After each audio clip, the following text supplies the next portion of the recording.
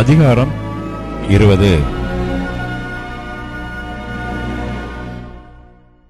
எரேமியா இந்த வார்த்தைகளை தீர்க்க தரிசனமாகச் சொல்லுகிறதை ஆசாரியனான இம்மேருடைய குமாரனும் கர்த்தருடைய ஆலயத்து பிரதான விசாரணை கர்த்தனுமாகிய பஸ்கூர் கேட்டபோது, எரேமியா தீர்க்கதரிசியை பஸ்கூர் அடித்து அவனை கர்த்தருடைய ஆலயத்திலே பென்யமீன் கோத்திரத்தாரைச் சேர்ந்த மேல் வாசலில் இருக்கும் காவலறையிலே போட்டான்.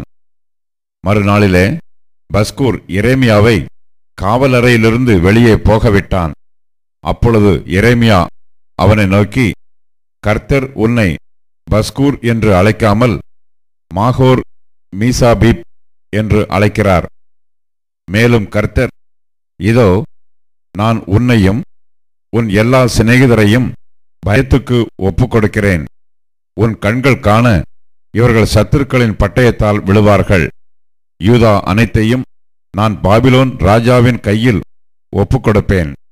அவன் அவர்களை சிறைப்பிடித்து சிலரை பாபிலோனுக்கு கொண்டு போய் சிலரை பட்டயத்தால் வெட்டி போடுவான்.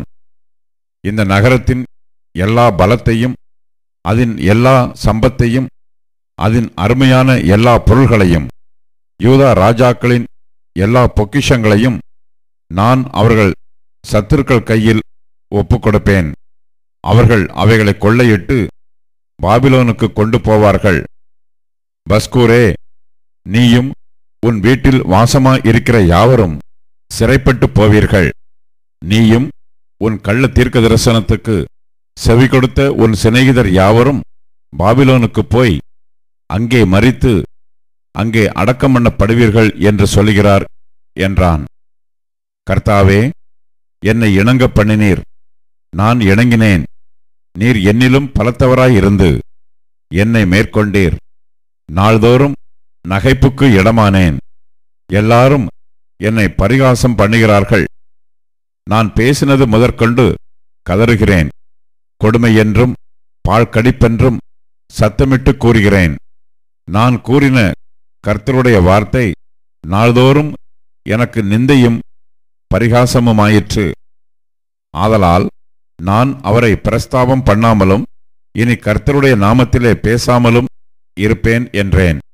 ஆனாலும் அவருடைய வார்த்தை என் எலும்புகளில் அடைபட்டு எரிகிற அக்கினியைப் போல் என் இருதயத்தில் இருந்தது. அதை சகித்து இளைத்து போனேன். எனக்கு பொறுக்கக்கூடாமற் போயிற்று. அநேகர் சொல்லும் அவதூறை கேட்டேன். பயஞ்சூழ்ந்திருந்தது. அறிவியுங்கள், அப்பொழுது நாங்கள் அதை அறிவிப்போம் என்கிறார்கள். என்னோட சமாதானமாயிருந்த அனைவரும் நான் தவறி விழும்படி காத்திருந்து ஒருவேளை இணங்குவான். அப்பொழுது அவனை மேற்கொண்டு அவனில் குரோதம் தீர்த்து கொள்வோம் என்கிறார்கள்.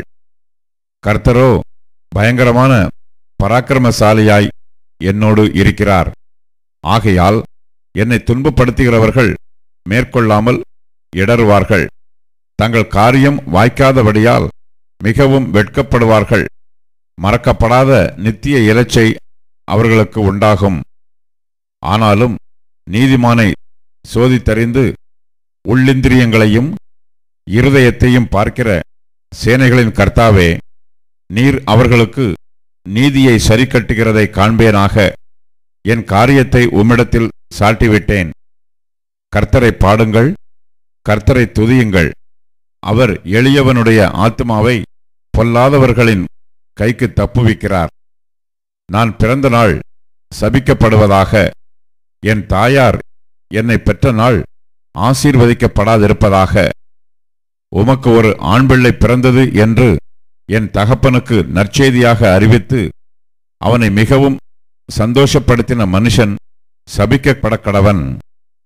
அந்த மனுஷன் கர்த்தர் மனம் மாறாமல் கவிழ்த்து போட்ட பட்டணங்களைப் போல் இருந்து காலமே அலறுதலையும் மத்தியான வேளையிலே கூக்குரலையும் கேட்க கடவன். என் தாயார் எனக்கு பிரேத குழியும் நான் என்றைக்கும் பிரசவியாத சூலுமாய் இருக்கத்தக்கதாக கற்பத்திலே நான் கொலை செய்யப்படாமற் போனதென்ன? நான் வருத்தத்தையும் சஞ்சலத்தையும் கண்டு என் நாட்கள் வெட்கமாய் கழியும்படிக்கு நான் கற்பத்திலிருந்து வெளிப்பட்டதென்ன?